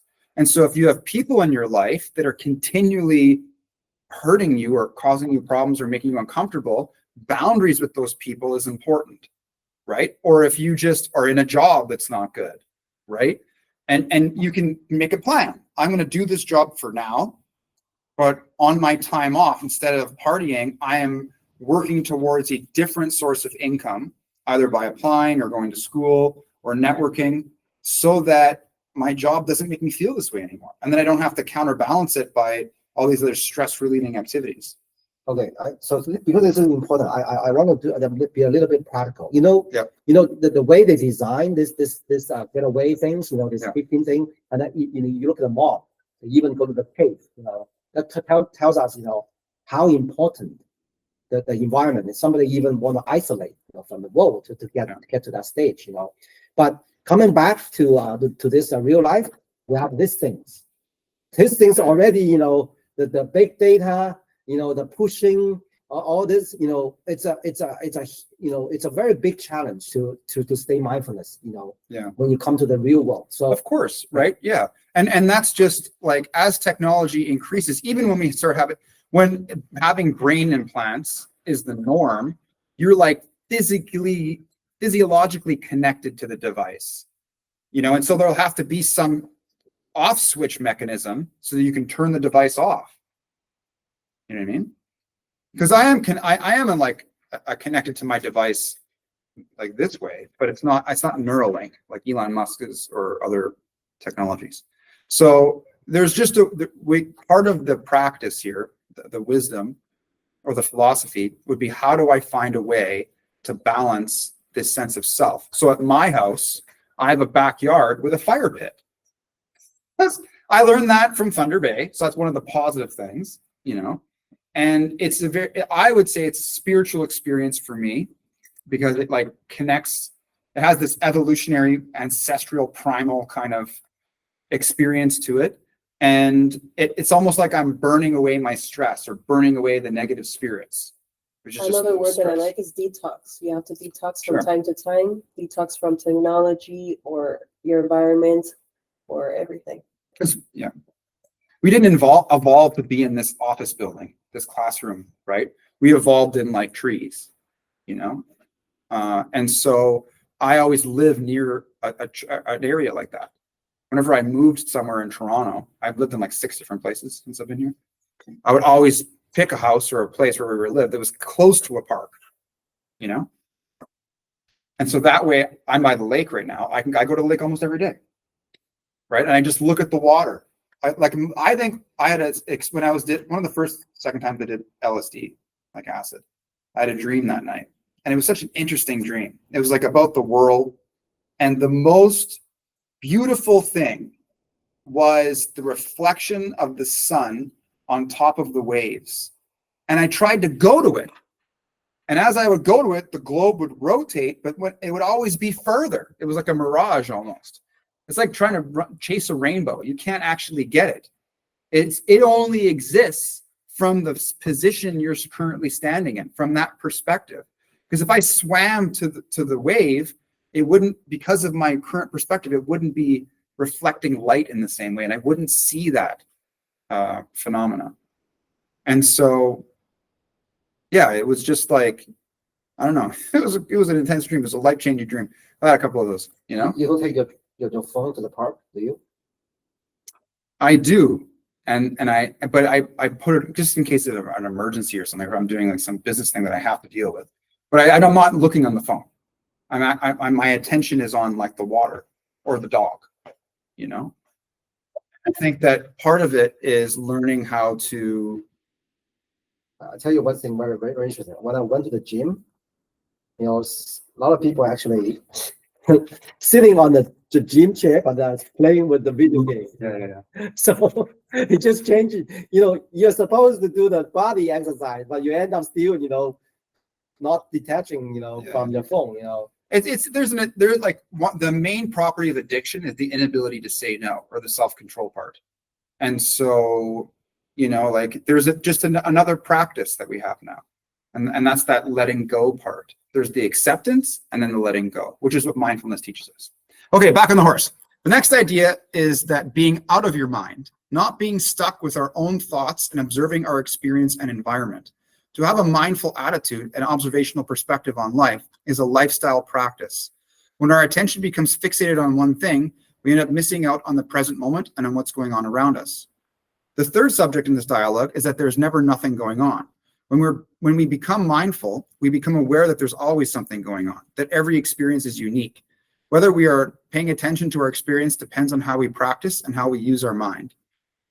The last subject in this dialogue is the notion of taking out the trash, which is anything that keeps you from the moment. Socrates is trying to teach Dan to focus on the present and not being distracted by the past or the future. Our thoughts lead us away from the moment. All of the ideas or things we can think about that come into our minds are trash, according to Socrates. The present, like again, this can be very extreme and dysfunctional, right? You can't only be in the present moment. We have a prefrontal cortex and we can plan for the future because it's in our interest. It's just that if it's creating anxiety or if it's taking us away from meaningful things now, There has to be a way to prioritize and understand the appropriateness of thinking in the future or reflecting. The present discussion. One thing related to this, because I remember Irvin Yalom talk about this. He actually kind of have a point. Maybe it's skeptical about being mindfulness. He talk about when people go into mindfulness, it seems like they're emotionless, and then they say, well, then if people become emotionless, then Romeo and Juliet, we won't be able to create Romeo and Juliet, all those great work, Shakespeare or whatever, because all those love stories, all those great moments that are moving us, probably a lot of time they're not at the moment. You think Romeo and Juliet always at the present, Young people then you don't have a love story, Well, What, yeah, I don't know. what do you think about that? I think that when you're with the person that you're having these emotions with, you're in the moment because you're appreciating those emotions. But then when they're away, you would be thinking about the emotions you had. Can I say one thing? Yeah. Romeo and Juliet, they were 14 years old and 15. And this Dan, he was a college student. So he's gonna be in the present moment for the first time in his life.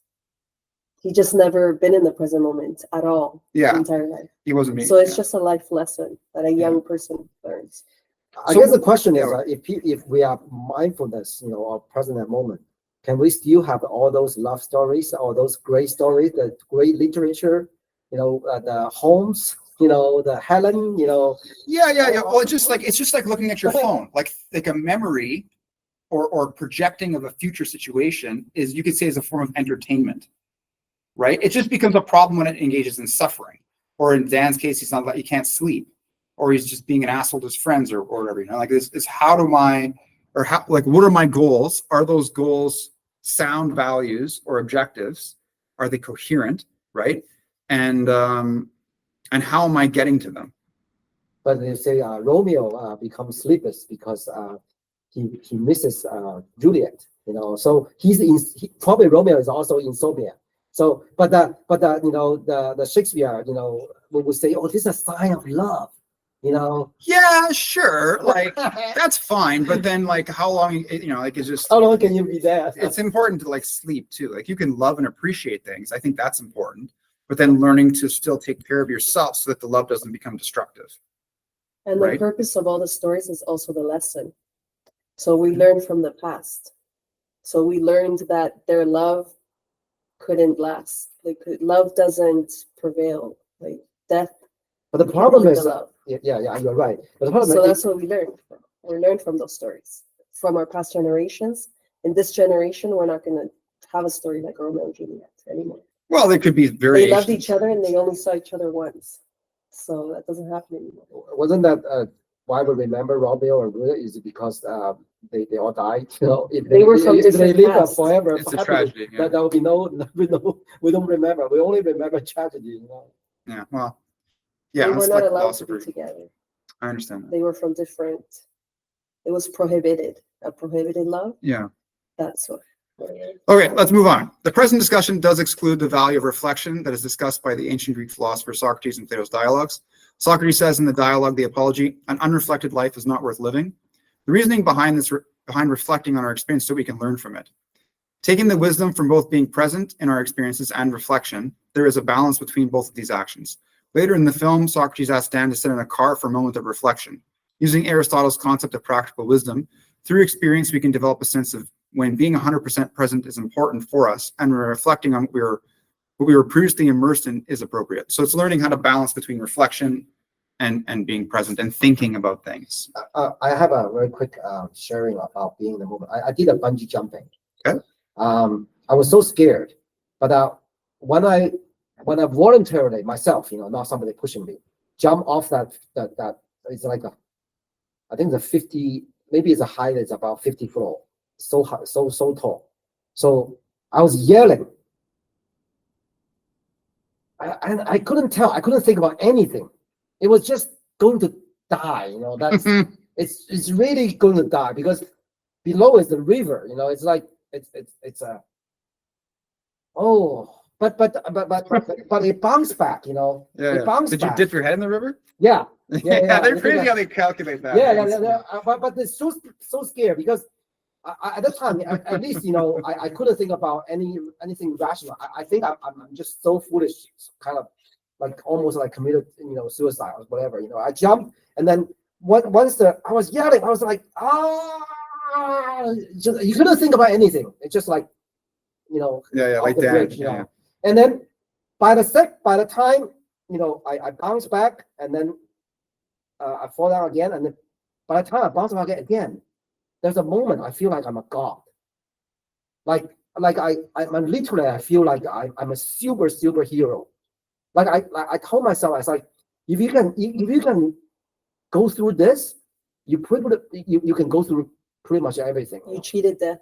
Yeah, because you dare to kill yourself. Yeah, you're facing the fear. Yeah, you're facing that.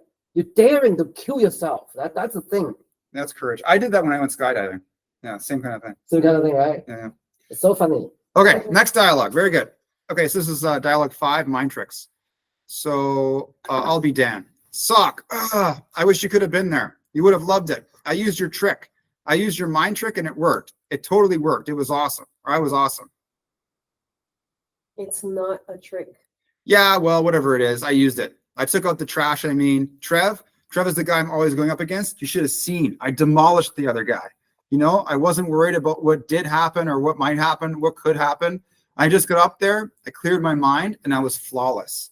Listen, I'm jumping in with both feet, all right? Whatever you tell me, I'm going to do. No beer, no meat, no girls, no problem. How long you'd stay that way? Clear, flawless. I demolished that guy. You should have seen me. You're in the past, gloating. You're not in the now, living.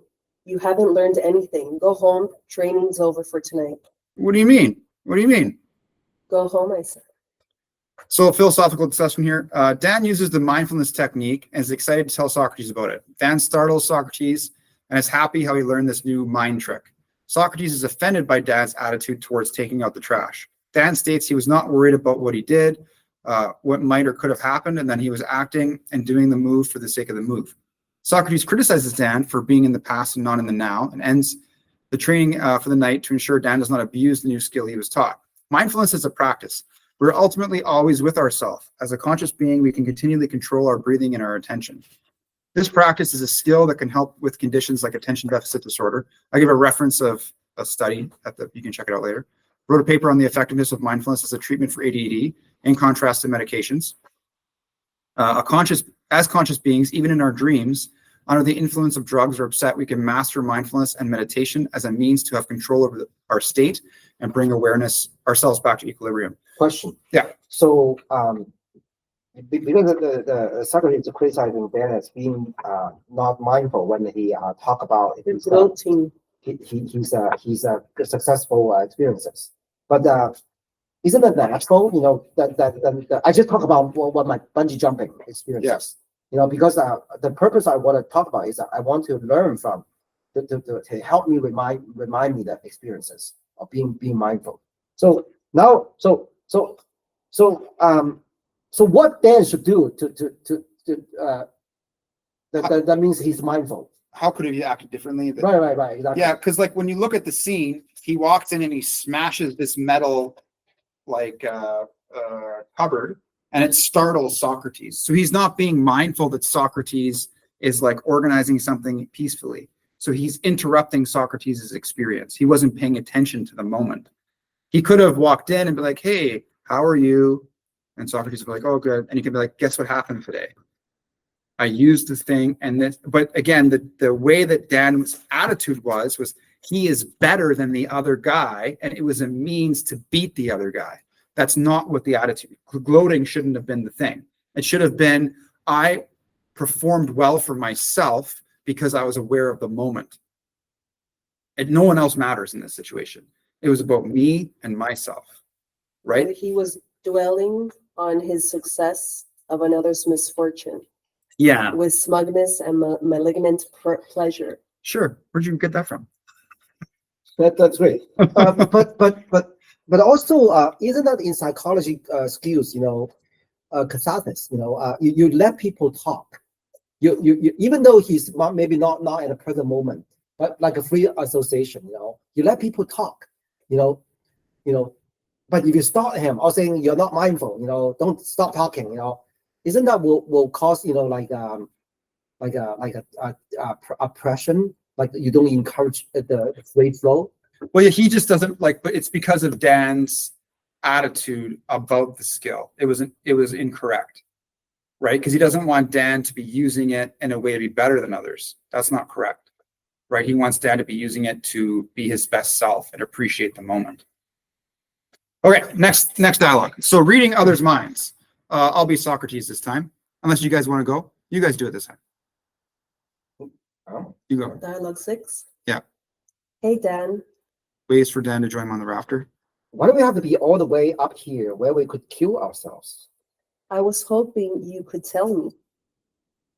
Dan hears the negative self-talk of his training friends. They're talking, but their lips aren't moving. Am I reading their minds? Maybe you just never really listened to them before. I can't be doing this. Otherwise, I'm losing my mind. Sometimes you have to lose your mind before you come to your senses. Dan wakes up on the floor of the garage. Go home, I said. What did you just do to me?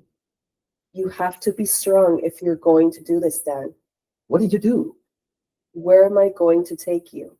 Some of the things I am going to show you. You're going to need strength, and you're going to need to trust me. So this is Dan's first awareness of other people. First, he starts to have an awareness of himself. Now it's expanded to being aware of other people.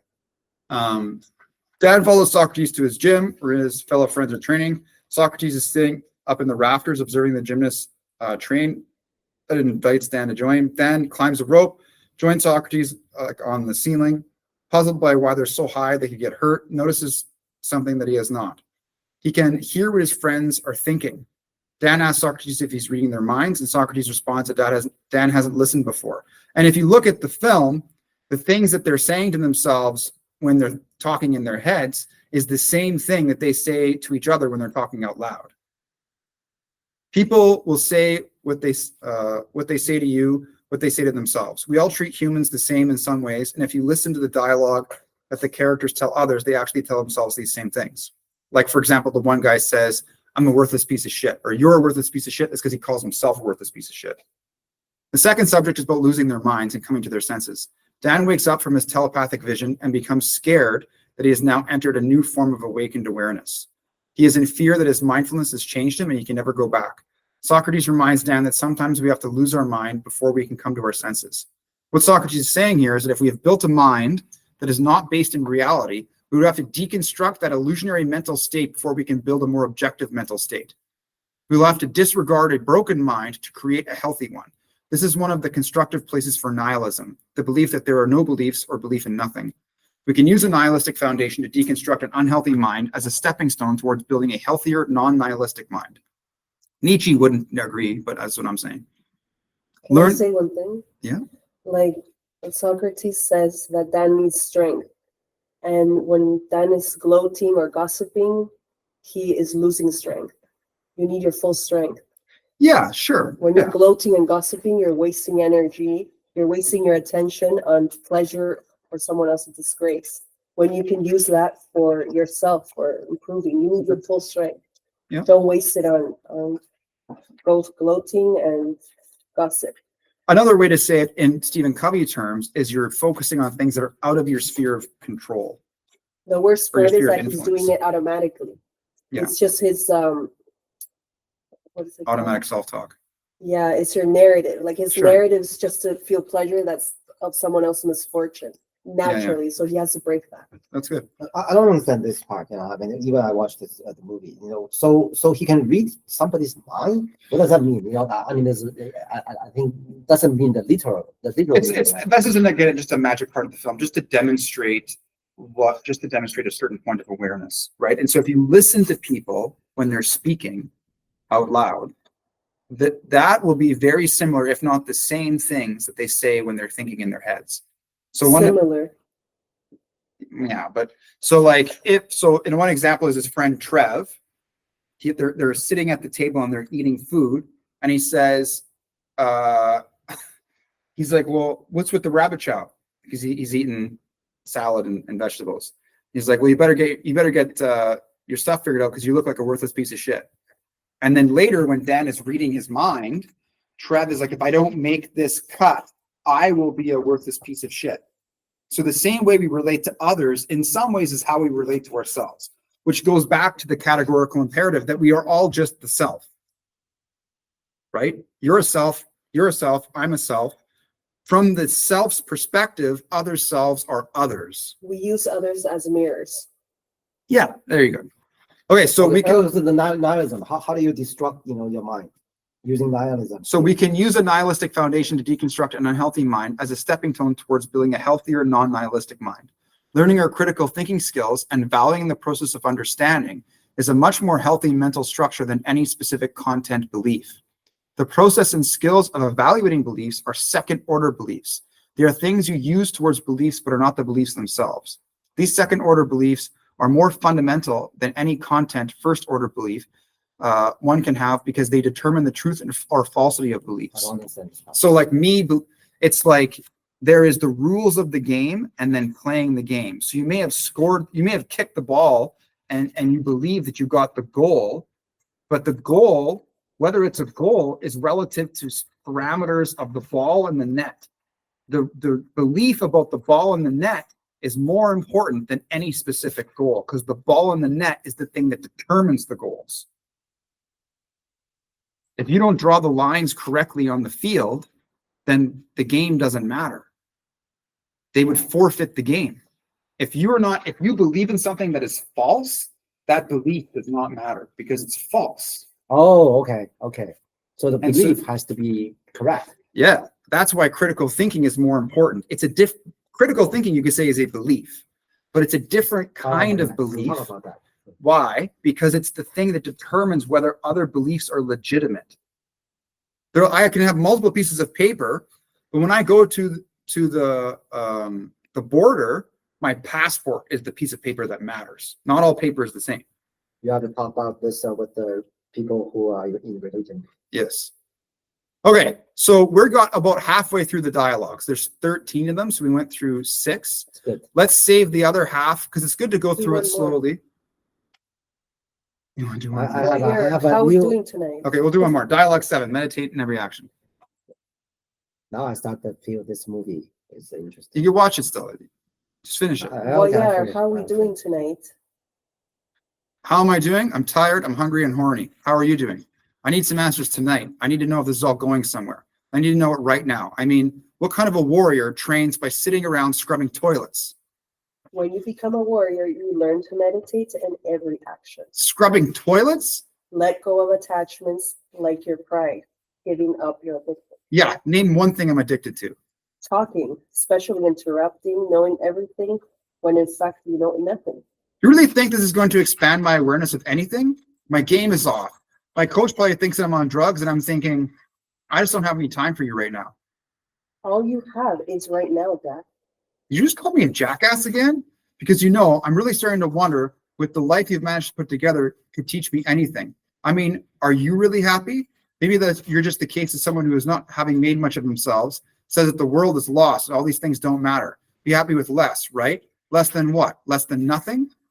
I call you a jackass when you act like a jackass. Like now, Dad. When you're letting your emotions control you. This isn't emotion. This is common sense. You know that. Let me tell you something. Whatever your name really is. When I get what I want, I'll be happy. For real and forever. And anything else I say, it will be. Because I will make it happen. So, yeah, so the writer of the story, Dan Millman, he addresses this apathetic thing that if you fucked up your life and there's no meaning in your life, there's no meaning anywhere, right? And so that's a thing. And so Socrates, even though he says this as a content, the world is lost, nothing matters. Where is it coming from? The way that in that moment, the way they're relating, Dan is upset because he's in this withdrawal stage is really what's going on, right? And he's reacting negatively to Socrates because Socrates has led them on this path. And so philosophical discussion, this dialogue is a breaking point in the relationship for Dan because Dan becomes upset with Socrates. The first principle that Socrates tells Dan is that a warrior learns to meditate in every action, whether it is doing housework or exercising. Next, Socrates tells Dan that it is the best to learn to give up what he's attached to, like pride or addictions. So again, the warrior is a mental warrior. It's the warrior of the mind. And the first practice of the mental warrior is the meditation. Is that no matter what you're doing, you have there's different breathing techniques and your attention, right? Dan becomes upset again with Socrates, leading into the next principle. Do not let our emotions control us. Dan responds this by saying that he will be happy when he gets what he wants. Dan is confused about the process versus outcome distinction in terms of happiness. It is important for us to develop healthy goals and values so we do not lead ourselves into disappointment. But I didn't finish this part, but the attention towards the process, towards living right now. We shouldn't have to wait to live. You are living. So appreciating the life that you have is what we mean by mental health and well-being. Wait a moment. He's doing the cleaning of the toilet. Yeah. But his actual passion was to become Olympic whatever, right? Yeah. So isn't that wasting time? Yeah, I mean, the teaching it's a method, the cleaning the toilet is just a method to tell him to perform, being at the present moment when he actually do the Olympic things, right? So I'm just sometimes think, maybe you sometimes you should stop, what you're doing, and then really think about what you really want in your life. Yeah, for sure. That's the reflection point. Right. Yeah, for sure. And then make a plan for that. And then maybe we should be doing the plan. Doing the planning is the thing that we should do. I don't think I think that the distinction between like being mindfulness, being present at the moment, and also planning. We still need planning. I mentioned that. Planning doesn't mean we are thinking about the future, maybe in the future. Yeah, that's what I meant about the reflection part, right? Or the projection. Like reflection is past, projection is future. And so in the previous one, I said there needs to be a balance between reflecting and being in the moment, right? And another thing is that we have a choice. When you're cleaning something, you can choose to think negative and criticize what you're doing, or you can meditate. And Dan is choosing to criticize it. And then he's always choosing negative things, choosing to feel pleasure over winning instead of focusing on his strength. So he's just trying to teach Dan that you want to learn to meditate in every action. The And choice so of his thoughts. Yeah. if you can practice meditating in all these easy things, then the very difficult thing will be easier for you to have a meditative attitude towards it. So learn to master meditation in the cleaning, in the walking, before you're going to sleep, and then also, and all the other things that you do in your life, and then also when you're competing for the Olympics. Yeah, because he's cleaning and this narrative comes, this negative narrative comes. He's so upset that he's cleaning. And so Why? responding to the narrative is something that's very important, right? Being aware of what my narrative Well, is. he's not aware. He's automatically Yes. upset about it. So let's continue this next week. We are going to go from dialogue 8 and we're going to finish it. And that's what's good for today.